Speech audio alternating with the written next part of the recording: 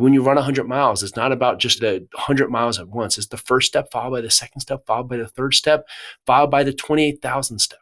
But those steps all build you to the goal, the vision of where you want to get to.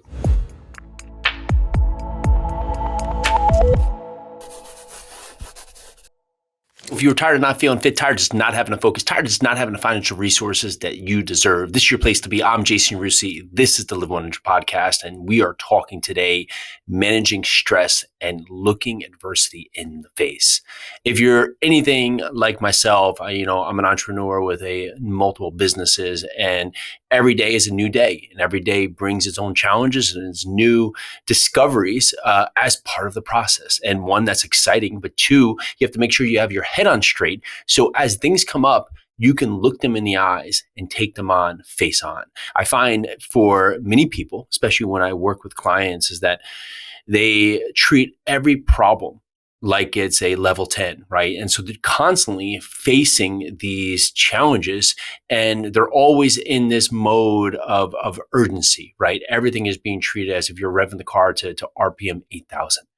And when you look at problems like that, it makes you very stressed. It makes you feel very out of control, and you feel lost because everything you're facing, it just seems like a fire after a fire. It's hitting you left, right, up, down, sideways, and you don't know how to take it all on because everything is treated at the same level of complexity and the same level of chaos and urgency. But I like to look at things in terms of a need to do now versus a 5-year problem. So a 5-year problem will be something that I'm going to remember because it's going to have some life-altering effect or change or have some potentially catalytic effect on myself, my business, my family, my relationships, my health. And I need to have my full attention on that right now. But then there's other problems that in 5 years, I'm not going to remember. And the difference in this is that when you think of it in that level, you can say, okay, the 5-year problem that I remember, I really need to have all of my energy directed to this problem. I need to be on my best self to have a full focus on what needs to be done to make sure this is handled in the most appropriate manner for this time. And then there's the problems that you're not going to remember in 5 years. That's just part of the day. You just have to get through them. But you see, just by doing that, just by creating a disconnect between the two, you now do not have to operate at a code red for the problems that you're not going to remember in 5 years. So the truth is, there's a number of things that I put down here that I want to go over that can help you manage stress and just stay calm amidst the challenges that you're facing. Number one is controlling the controllables. So many times we focus on all the things that are outside of our control. The weather, the economy, the election, all these things that really are happening and we can't affect whether it snows tomorrow, it rains, it's freezing. We can't really control the traffic. We can't control these things. But there are things in our day that we can control. And when we understand that the things outside of our control are just going to happen, then we can put our focus into the things we can control and get them in a way that it just breaks down each thing into something that you can focus on rather than stressing out all over the external factors. And for each challenge, you can write down a specific action for the controllable for how you can improve the situation. Number two is you want to shift your perspective. If you are looking at everything as a woe is me, right? I like to call it the Eeyore effect. Oh, woe is me. Well, then you're always going to be at a point of lack.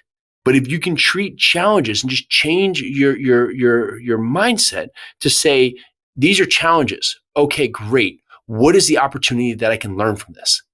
Because the ultimate result is, what is this teaching me? So when this happens into the future, I'm in a better position to serve the challenge instead of being at a constant lack of the challenge. And as you get through these challenges, you want to celebrate the small wins. Even if it was a struggle, there's still things that you grew through to get to the other side of this challenge that you're here listening about today. Number three is you got to delegate, right? You got to delegate to things that are outside of something that's under your influence, right? So you want to get things off your plate that really shouldn't be your task. I mean, some of you out there are doing your taxes, doing things that you shouldn't be in that role.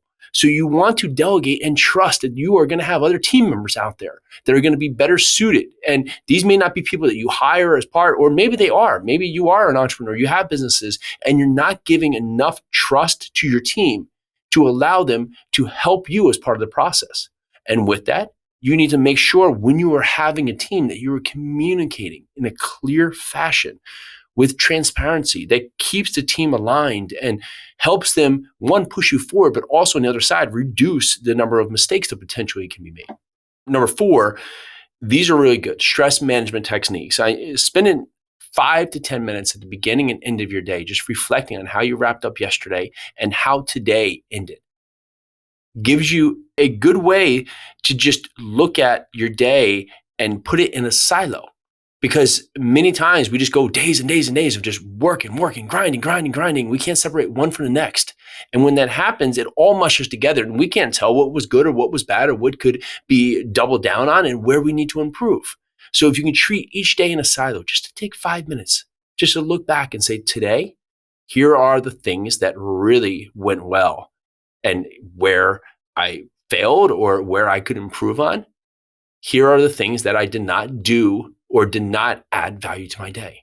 It gives you a way to just look at these in their own capacity. So the next day you get a little bit better and the next day you get a little bit better. We say, the 1% daily doesn't sound like a lot, but 1% daily over 365 days is over 3,800% of improvement. Massive improvement. Just so you can just do a little bit better. But you have to be aware of the things that need the improvement. Next is just using things like meditation. I say it a lot, but if you just take a couple minutes in the morning just to get your mind calm, just to settle the noise, just to have everything, just the water, it's like when you're out at sea or you're at the beach and it's just the calm of the ocean or the water, just see that calm. You want to get that with your mind before your day starts. You don't want to get up, get all revved up, get going, everything's left and right, and you're just going from the second you get up, you jump out of bed and you're into fires. You want to have a moment of just calm so you can be prepared. And with that, followed by the calm, stress yourself, push your body through exercise so you can have an outlet for the stress that you face in your day, whether you want the stress or not. Number 5 is look at the long-term vision. Understand that today may be a really rough day, but where you're going is at a height of new levels that years ago you could have never imagined. But the challenges you're facing today are just part of the experience to get to the new level that you're going to be welcomed to into the future. So remind yourself, why you started this journey. And as part of this greater mission, focus on the vision to stay motivated. Today may be tough, but tomorrow will be better. Tomorrow may have its challenges, but the next day I'm going to learn from that and build upon it.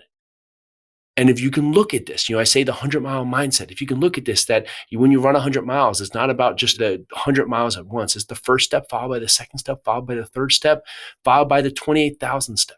But those steps all build you to the goal, the vision of where you want to get to.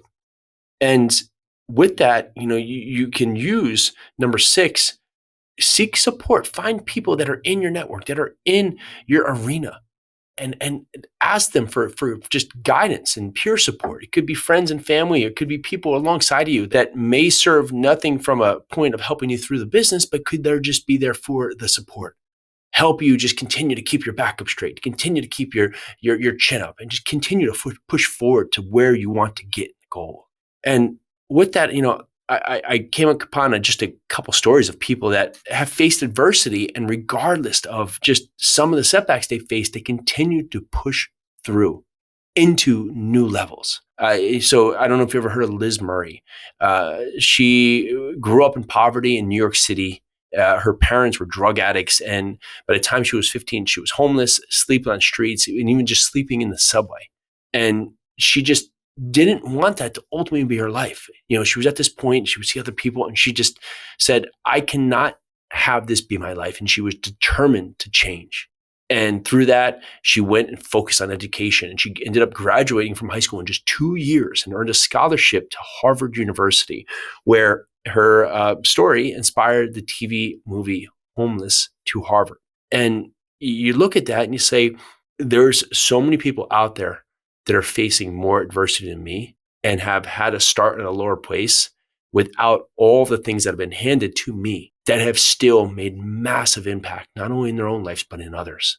There is it's basically Jean-Dominique Balbi, and she authored a book while she was paralyzed. And she had this massive stroke, and with that, just came into this locked-in syndrome where it was completely paralyzed in the left eyelid.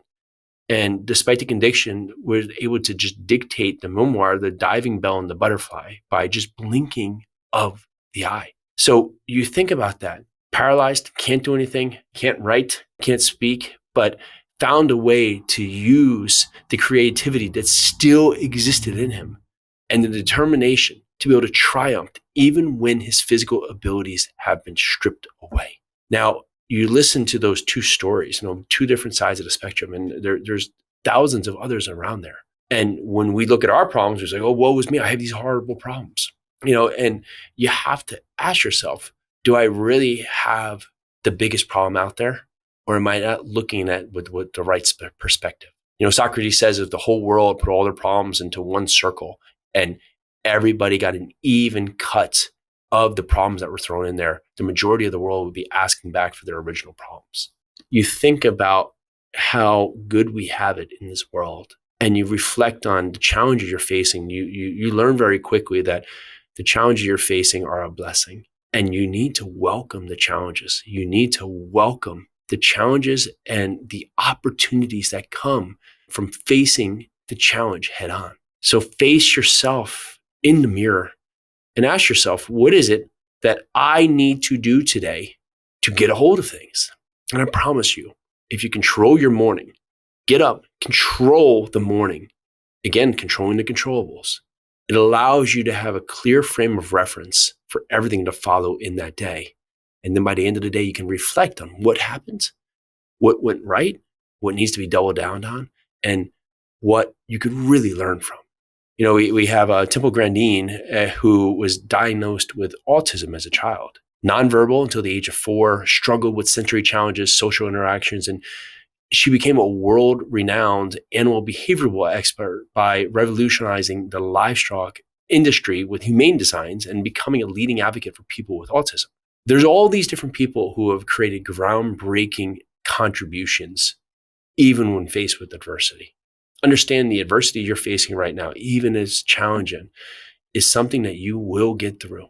And you will find a way to have massive contribution and to make massive change in this world. If you can control your mind, can control the controllables, and understand that you can control what you can control, but you have to be patient with what you can't control.